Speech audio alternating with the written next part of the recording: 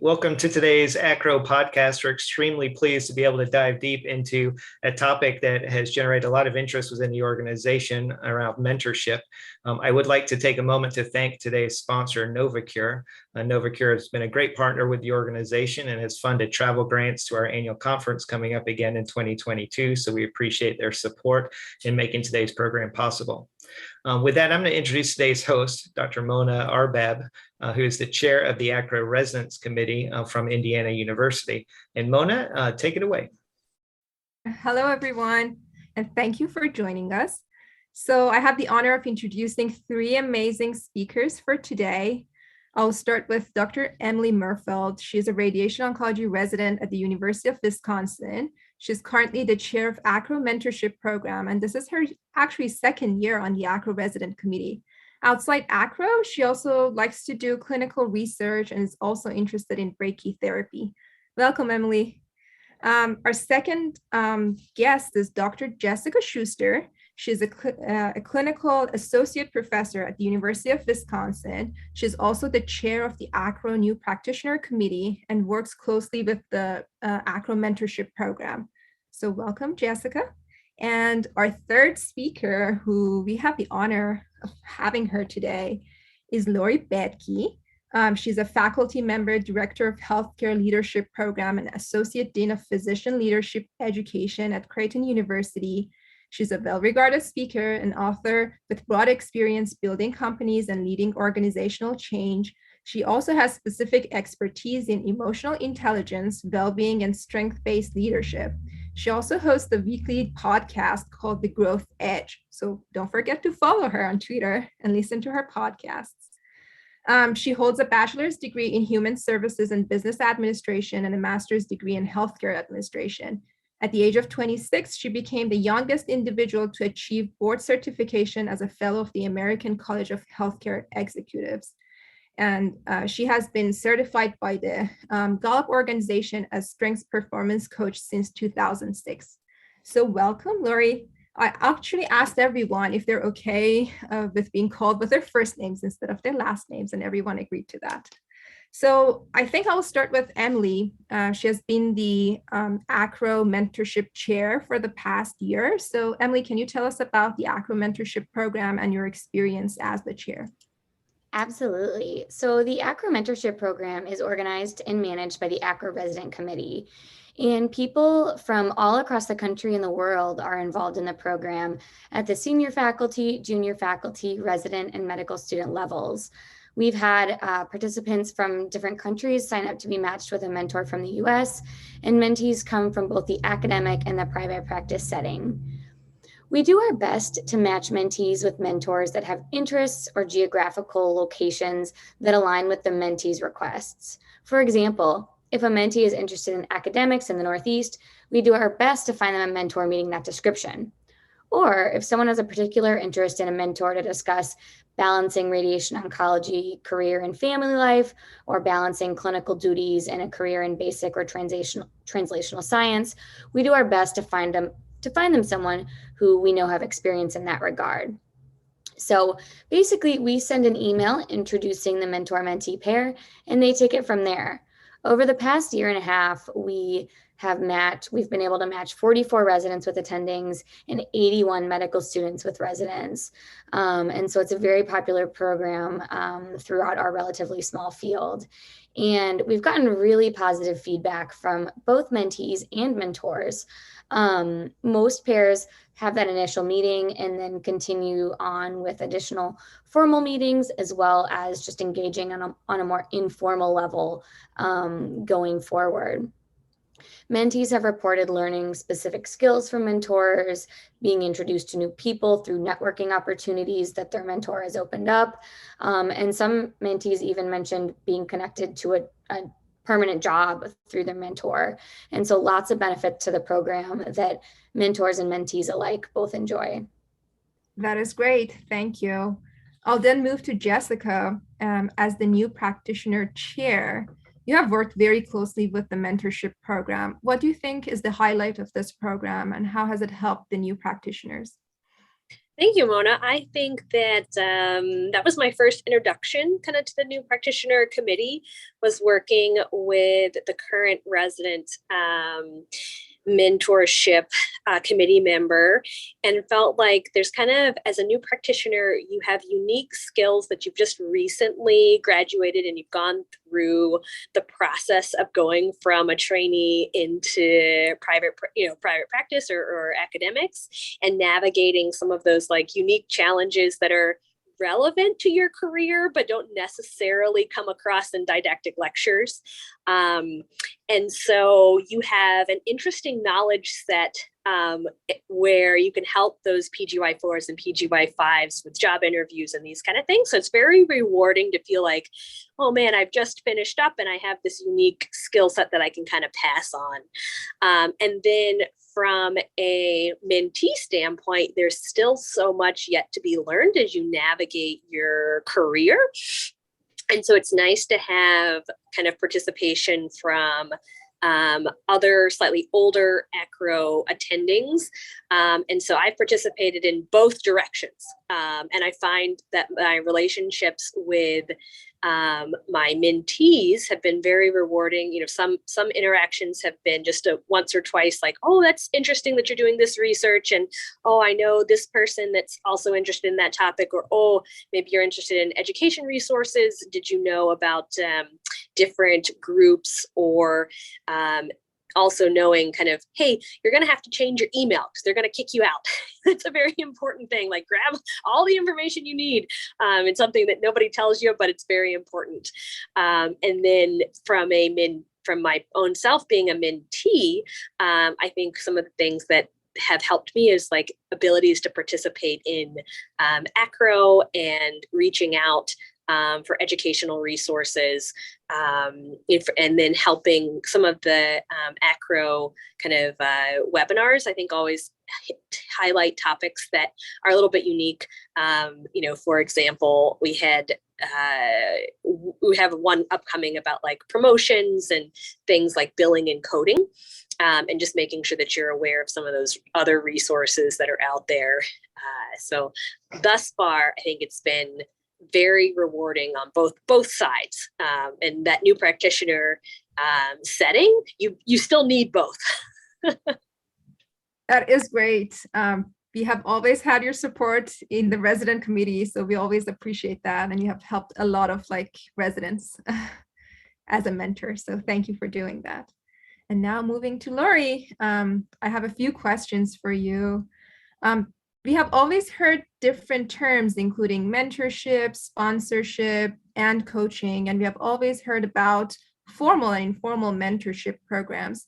So can you tell us a little about the differences and what each term is and what the major similarities and differences are? I think that's a really important question. Thank you for asking. And so I'll give you 3 different responses. I want to kind of take you through 3 different layers of how I would define each of those roles, because in whole, really, these are people that are allies that pour into us. And so when I think about the first definition of a mentor, I think about someone who has knowledge and shares it with you.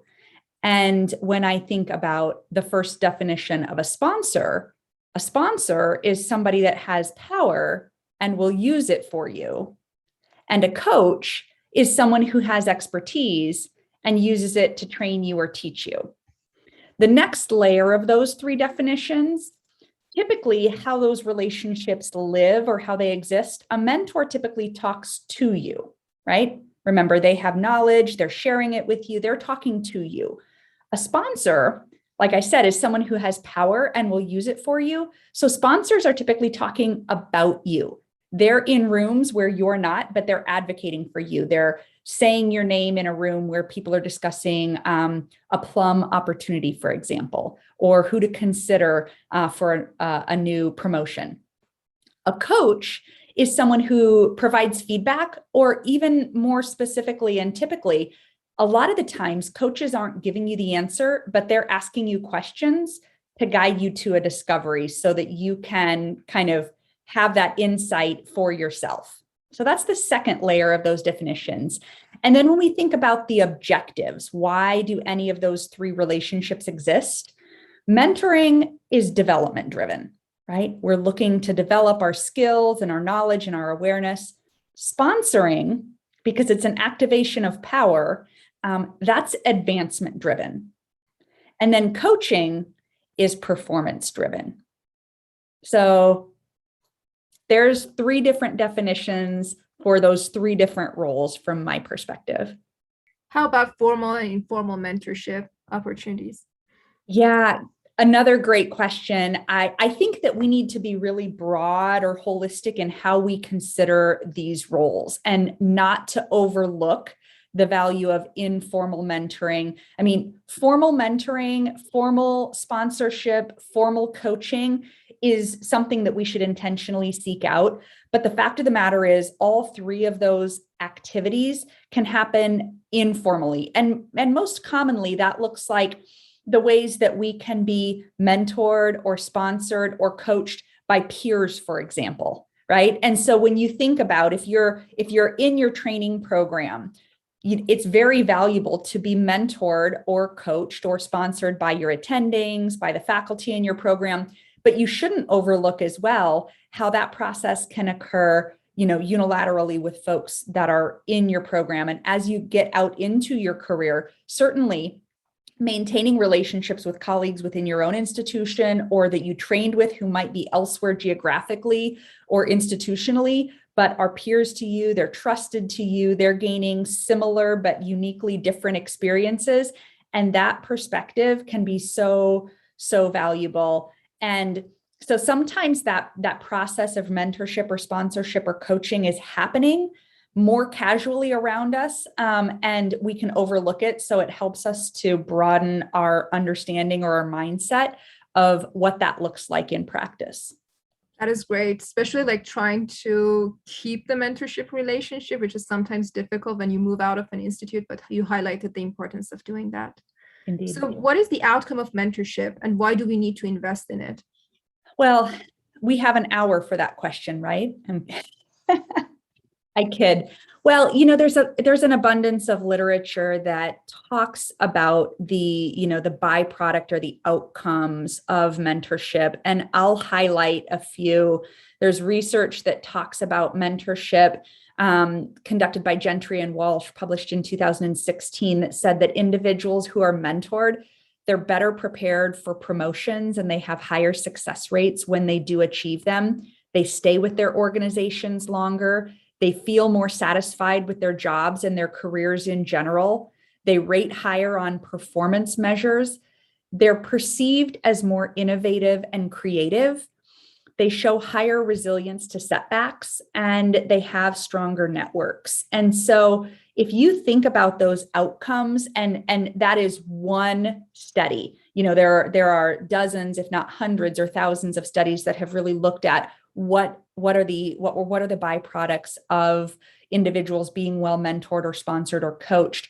And the fact of the matter is, the more that we have others to use as advisors, as sounding boards, to help us to have an objective voice of reason to talk us out of some of the mental games that we'll play for ourselves, or overcoming insecurities or self-doubts, or knowing that we have a big challenge ahead of us, and we've got maybe some safe but not very effective actions that we could take, or there's something that's a little bit more risky, but probably has a little bit more potential for impact.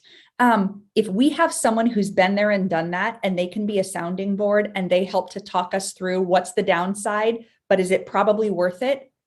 That's where you get that, you're more innovative and creative, and you show higher resilience to setbacks if you don't connect the first time you swing, right? And that's very real. All the things that we have to undertake in our professional career, whether it's the tactical things that we're taking on or as we're pursuing ascending in leadership, we don't always have success the first time around, right? And so the importance of having people around us so that they can be that voice of counsel, that voice of encouragement, that voice of accountability to hold us, to bust our chops and say, hey, you said you had that goal and you were going to hit it by this timeline. That was last month. How are you doing? right? Those are the reasons why we have mentors and sponsors and coaches around us.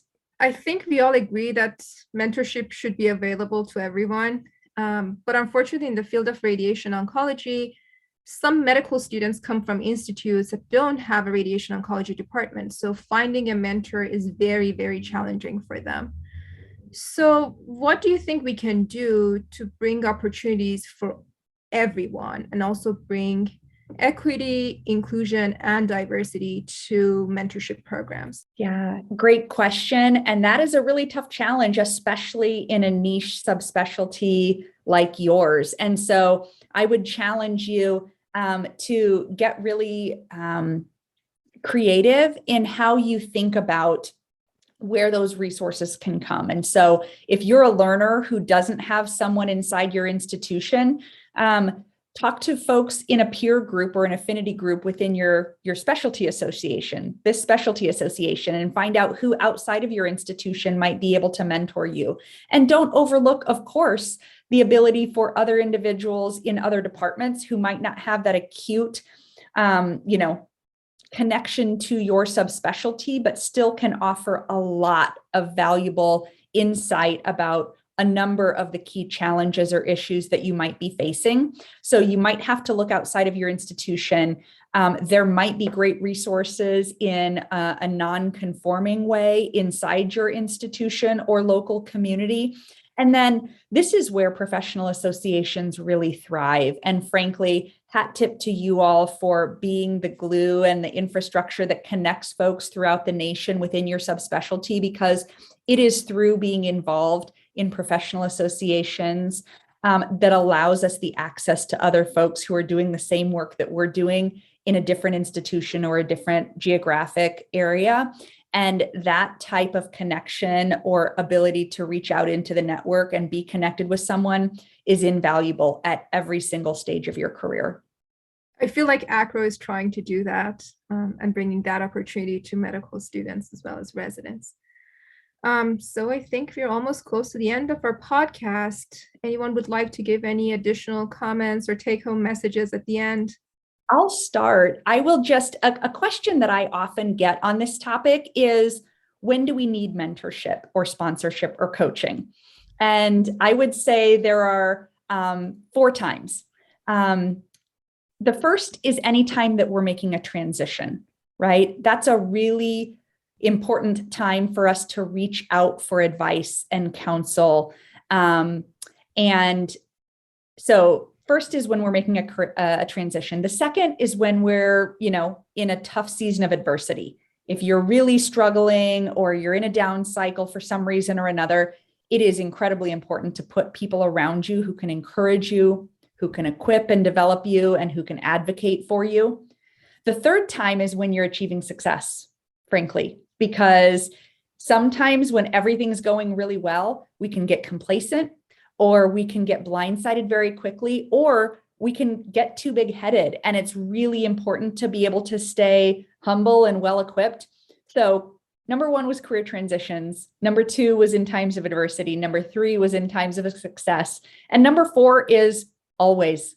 Honestly, it's my deep belief that mentorship and sponsorship and coaching, not only are they bidirectional, in that we should always be well mentored and well sponsored and well coached. But at every single step and chapter and season of our career, we should be turning around and we should be mentoring and sponsoring and coaching. That is a great point. So we'll keep that in mind as a take-home message. You always need a mentor. So look for a good mentor. And I will follow that up by inviting everyone to visit acro.org and sign up for our mentorship program there. The last comment I would have is that you're never out of kind of being the mentor or the mentee. And so always encourage folks that in different seasons, I have found that I've gone back to mentors that maybe I hadn't had a recent contact with, but because I knew they could help me in a particular area. And so, even though the relationship may not be active monthly, know that most of us as mentors or as you as mentees can always reach back out if the season of life has changed and you're looking for, that person. And it's never, there shouldn't be anybody too intimidating to go up to chat with a little bit as well. And so encouraging, medical students and residents that if there's somebody that you wish your career could emulate, it's probably a good idea to chat with them. And even that kind of brief engagement sometimes can be very meaningful. So thank you so much. On behalf of all our amazing speakers today, I would like to thank ACRO and also Novacure for giving us the opportunity to do this podcast on an important topic, which is mentorship. Thank you.